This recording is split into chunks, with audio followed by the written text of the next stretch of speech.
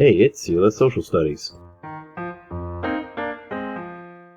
Hey guys, welcome back to CLS Social Studies. Today we're going to be talking about segment 2 of World War II, and that's American neutrality and then entrance into World War II. So we're going to talk about the years that America tried to stay neutral, what they tried to do to be neutral during the war, and then what exactly brings them into the war. That's why you see these dates have changed. Instead of 1939 to 1945, you now see 1941 to 1945. So America enters the war. Let's talk about U.S. neutrality. The United States Congress and President Roosevelt passed 3 important laws. They were all called Neutrality Acts, and they were directly aimed at reversing the mistakes made that led to the American entry into the First World War. The Neutrality Acts were acts that were passed before the start of the war to help aid keeping the United States out of World War II. So let's cover a couple of these Neutrality Acts. So the Neutrality Act of 1935 prohibited the shipping of arms to nations at war, including the victims of aggression. This would reduce the possibility of maritime attacks on American vessels. A Senate committee led by Gerald Nye had conducted extensive research on U.S. activities prior to World War I, and they concluded that trade and international finance had been the leading cause of the American entry into the war. The Neutrality Act of 1936 renewed the law of the previous year with the additional restrictions that no loans could be made to belligerent nations, nor were any Americans permitted to travel on the ships of nations at war. There would be no more Lusitania incidents from here on out.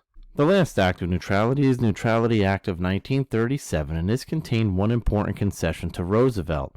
Belligerent, otherwise known as hostile nations, were allowed, at the discretion of the president, to acquire any items except for arms, like ammunition or supplies, from the United States, so long as they immediately paid for such items and carried them on non-American ships, the so-called cash and carry provision. Since vital raw materials such as oil were not considered implements of war, the cash and carry clause would be quite valuable to whoever or whatever nation could make use of it. Roosevelt had engineered its inclusion as a deliberate way to assist Great Britain and France in any war against the Axis powers, since he realized that they were the only countries that had both the hard currency and ships to make use of the cash and carry. Unlike the rest of the act, which was permanent, this provision was set to expire after 2 years, and President Roosevelt knew that the only way Britain and France would be able to defeat Germany was if they had a large supply of weapons. Another result of the act would be that American merchant ships would be safe from any attack from hostile nations, because it was those European nations that were using their ships to transport supplies. So as discussions arose about the cash and carry program being a U.S. exit from neutrality, Roosevelt again aided Churchill while trying to isolate America from war. In July of 1940, Britain had just sustained devastating attacks on their navy, losing 11 destroyers, and Churchill pleaded to Roosevelt for help. In return, Roosevelt exchanged 50 destroyers for 99-year leases on British bases in the Caribbean. In December 1940, Churchill warned Roosevelt that the British were no longer able to pay for supplies via the Cash and Carry Act. On December 17th, President Roosevelt proposed a new initiative that would be known as Lend-Lease. The United States would provide Great Britain with the supplies it needed to fight Germany, but would not insist upon being paid immediately. Instead, the United States would lend the supplies to the British, deferring payments. When payment eventually did take place, the emphasis would not be on payment in dollars. The tensions and instability engendered by inter-allied war debts in the 1920s and 30s had demonstrated that it was unreasonable to expect that virtually bankrupt European nations would be able to pay for every item they had purchased from the United States. Instead, Payment would primarily take place in the form of a consideration granted by Britain to the United States. After many months of negotiation, the United States and Britain agreed in Article 7 of the Lend-Lease Agreement they signed that this consideration would primarily consist of joint action directed towards the creation of a liberalized international economic order in the post-war world. In 1941, Congress approved the Lend-Lease Act, which eventually gave billions in aid to the Allied powers. The act allowed the United States to lend or lease weapons and or money to aid the countries that President Roosevelt deemed important to the defense of the United States. Churchill advised Roosevelt that Britain could not pay for the war supplies up front, but would repay after the conclusion of the war. The Lend-Lease Act was viewed as controversial to United States neutrality. How was the United States claiming that it was a neutral country, but it was aiding the Allied powers? President Roosevelt was re-elected to an unprecedented third term on the heels of his New Deal programs and his attempt to keep the United States neutral. A growing number of Americans began to support the U.S. entry into the war, and many saw the Lend-Lease Act as the first steps. While America struggled on the inside, on the outside it seemed neutrality was dead and the U.S. officially chose a side. At least that's the way that Hitler saw it. In 1940 and 1941, President Franklin D. Roosevelt formalized U.S. aid to China.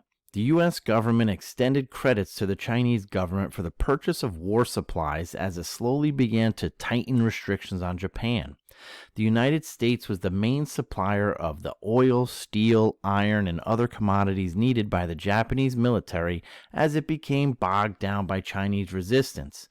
But in January of 1940, Japan abrogated the existing Treaty of Commerce with the United States. Although this did not lead to an immediate embargo, it meant that the Roosevelt administration could now restrict the flow of military supplies into Japan and use this as leverage to force Japan to halt its aggression in China. After January 1940, the United States combined a strategy of increasing aid to China through larger credits and the Lend-Lease program with a gradual move towards an embargo on the trade of all militarily useful items with Japan. The Japanese government made several decisions during these 2 years that exacerbated the situation. Unable or unwilling to control the military, Japan's political leaders sought greater security by establishing the Greater East Asia Co-Prosperity Sphere in August of 1940. In so doing, they announced Japan's intention to drive the Western imperialist nations from Asia. However, this Japanese-led project aimed to enhance Japan's economic and material wealth so that it would not be so dependent upon suppliers from the West and not to liberate the long subject peoples of Asia. In fact, Japan would have to launch a campaign of military conquest and rule and did not intend to pull out of China. At the same time, several pacts with Western nations only made Japan appear more of a threat to the United States. First, Japan signed the Tripartite Pact with Germany and Italy on September 27, 1940, and thereby linked the conflicts in Europe and Asia. This made China a potential ally in the global fight against fascism. Then in mid-1941, Japan signed a neutrality pact with the Soviet Union, making it clear that Japan's military would be moving into Southwest Asia, where the United States had greater interest. A third agreement with Vichy France enabled Japanese forces to move into Indochina and begin their southern advance. The United States responded to this growing threat by temporarily halting negotiations with Japanese diplomats, instituting a full embargo on exports to Japan, freezing Japanese assets in the U.S. banks, and sending supplies into China along the Burma Road. Although negotiations restarted after the United States increasingly enforced an embargo against Japan, they made little headway. Diplomats in Washington came close to agreements on a couple of occasions, but pro-Chinese sentiments in the United States made it difficult to reach any resolution that would not involve a Japanese withdrawal from China, and such a condition was unacceptable to Japan's military leaders. Faced with serious shortages as a result of the embargo, unable to retreat, and convinced that the U.S. officials opposed further negotiations, Japan's leaders came to the conclusion that they had to act swiftly. For their part, U.S. leaders had not given up on a negotiated settlement and also doubted that Japan had the military strength to attack the U.S. territory of Hawaii. Therefore, they were stunned when the unthinkable happened and Japanese planes bombed the U.S. fleet at Pearl Harbor on December 7, 1941. The following day, the United States declared war on Japan, and it soon entered into a military alliance with China. When Germany stood by its ally and declared war on the United States, the Roosevelt administration faced war in both Europe and Asia. By the beginning of World War II, Japan had established a powerful Navy aviation division. It was this superior air power that carried out the attack on Pearl Harbor. On December 7, 1941, a day that will live in infamy, the Empire of Japan struck a devastating blow to the United States.